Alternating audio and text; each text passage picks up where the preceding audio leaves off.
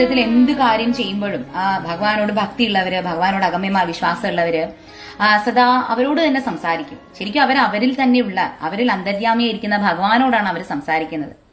പക്ഷേ കേവല ഭൗതിക ജീവികളായിട്ടുള്ള മനുഷ്യർക്ക്, മെറ്റീരിയലിസ്റ്റിക് ആയിട്ടുള്ള ആളുകൾക്ക് അത് മനസ്സിലാക്കാൻ സാധിക്കില്ല. അത് ഉൾക്കൊള്ളാതെ അവര് ഭക്തരെ കളിയാക്കും, പിച്ചും പേയും പറയുന്നു, വട്ടാണ്, ഭ്രാന്താണെന്ന് പറഞ്ഞ് കളിയാക്കും.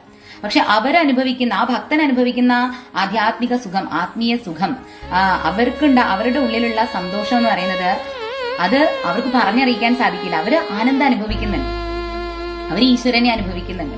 നമ്മുടെ ഉള്ളിൽ എല്ലാവർക്കും പല പല വിഷമങ്ങളുണ്ട്. ആരോടാണ് ഒന്ന് ഉള്ളു തുറന്ന് സംസാരിക്കുക? നമ്മുടെ ഏറ്റവും അടുത്ത സുഹൃത്തിനോട് നമ്മൾ സംസാരിച്ച പോലും അവർ നമ്മളെ കേട്ടിരിക്കുക, അവർക്ക് നമ്മളോട് സഹതാപം തോന്നും. ഇനി അവര് നമ്മളോട് പിണങ്ങുമ്പോഴോ നമ്മളുടെ ഉള്ളിലുണ്ടായിരുന്ന എല്ലാ കാര്യങ്ങളും നമ്മൾ അവരോട് ഷെയർ ചെയ്തു. ആ കാര്യങ്ങൾ അവര് നമുക്ക് വിരോധമുള്ള ആളുകളോട് പോയി പറയും. അപ്പൊ നമുക്ക് ആരോടൊന്നും വിശ്വസിച്ച് നമുക്ക് ഉള്ളു തുറന്ന് സംസാരിക്കാൻ പോലും പറ്റാത്തൊരു കാലഘട്ടത്തിലൂടെയാണ് നമ്മൾ കടന്നു പോകുന്നത്. പക്ഷെ അപ്പോ നമുക്ക് ഏറ്റവും ഒരു നല്ലൊരു സുഹൃത്തിനെ വേണം, നമ്മുടെ ഹൃദയ രഹസ്യങ്ങൾ പങ്കുവെക്കാൻ, നമ്മുടെ സന്തോഷം പങ്കുവെക്കാൻ, നമ്മുടെ ദുഃഖങ്ങൾ പങ്കുവെക്കാൻ നമുക്കൊരു ഏറ്റവും ഒരു ബെസ്റ്റ് ഫ്രണ്ടിനെ വേണം. അങ്ങനെ നമുക്ക് ഏറ്റവും വിശ്വാസപൂർവ്വം നമുക്കുള്ള ഒരു ബെസ്റ്റ് ഫ്രണ്ടാണ് നമ്മുടെ ഭഗവാൻ എന്ന് പറയുന്നത്.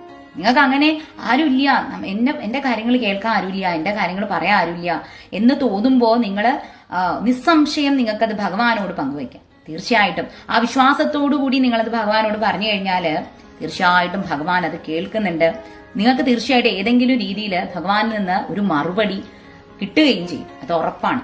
നിങ്ങളുടെ വിശ്വാസവും ഭക്തിയുമാണ് നിങ്ങളെ ഭഗവാനിലേക്ക് കൂടുതൽ അടുപ്പിക്കുന്നത്. നിങ്ങൾ ഭഗവാനും തമ്മിലുള്ള ആ ആത്മബന്ധം ഏറ്റവും ദൃഢകരമാക്കി മാറ്റും. വിശ്വാസത്തോടുകൂടി, ഭക്തിയോടു കൂടിയിട്ട് ഭഗവാനോട് സംസാരിക്കുക. ഭഗവാനോട് നാമം മാത്രം ചൊല്ലിയാൽ പോരാ, ഭഗവാനോട് സംസാരിക്കുകയും ചെയ്യും. നിങ്ങളുടെ ഹൃദയത്തിൽ ഇരുന്നുകൊണ്ട് നിങ്ങൾ മനസ്സുകൊണ്ട് പറയുന്നത് പോലും ഭഗവാൻ കേൾക്കുന്നുണ്ട്.